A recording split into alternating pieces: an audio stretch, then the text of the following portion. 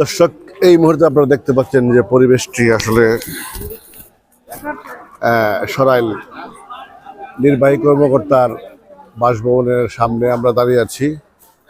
আমাদের সাথে আছেন আমাদের সরাইল সাংবাদিক পরিষদের মাননীয় সভাপতি। আমি জানতে চাইব সভাপতি সাহেবের কাছে যে আজকে যে সরাইল উপজেলা নির্বাচন আসন সরাইল আশুগঞ্জ নির্বাচনী এলাকায় আজকে সবাই নমিনেশন পেপার সাবমিট করতেছে। এ বিষয়ে আপনি সকাল থেকে সংবাদ কালেকশনের জন্য এখানে আছেন, আসলে পরিবেশটা কিরকম মনে হচ্ছে আপনার কাছে? আজকে ত্রয়োদশ জাতীয় সংসদ নির্বাচনের আজকের মনোনয়নপত্র দাখিলের শেষ দিন।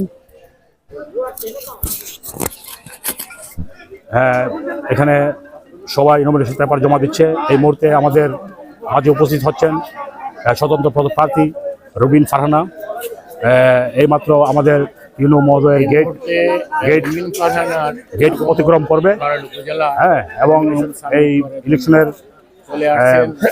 যে অবস্থা অত্যন্ত ভালো।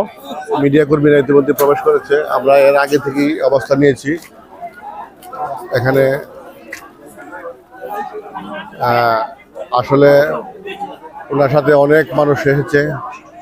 উনি কিন্তু হাত নেড়ে নেড়ে বাইরে থেকে আমরা দেখতে পাচ্ছি উনি একটি গাড়ির ডাক না হলে উনি গাড়িতে দাঁড়িয়ে আছে।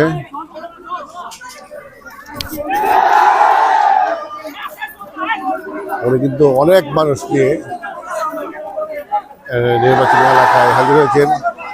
আমরা জানি আইনগত একটা বিষয় আছে, নির্বাচন করে নির্দেশ দেওয়া আছে যে মিছিল মিটিং আজকে নিষিদ্ধ। মাত্র 5 জন লোক নিয়ে উনি নির্বাচনে এলাকায় প্রবেশ করতে পারবেন নমিনেশন জমা দেওয়ার জন্য।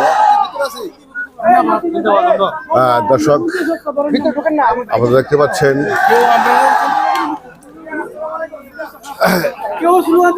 এক দুই করে কিন্তু ওনার যে ভক্তরা প্রবেশ করছে উপজেলা চত্বরে। আপনারা দেখতে পাচ্ছেন মানুষ আসলে বেশি হয়ে যাওয়ার কারণে পুলিশ ও নিরাপত্তা হিমশিম খাচ্ছে।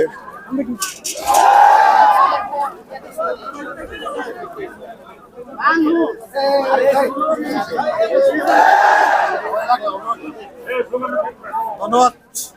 অনেক প্রচুর মানুষ। পরিবেশটা অত্যন্ত সুন্দর। 5 জন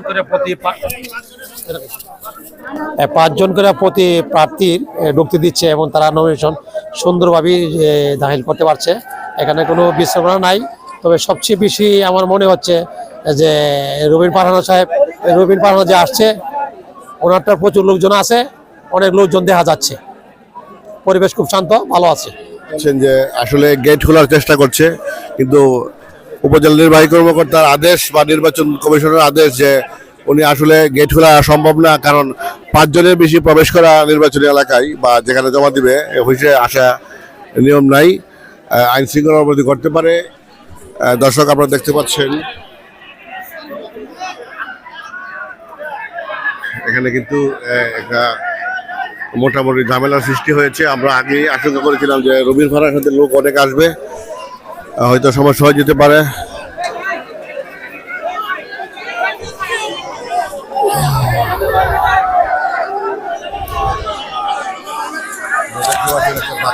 শুরু হয়েছে।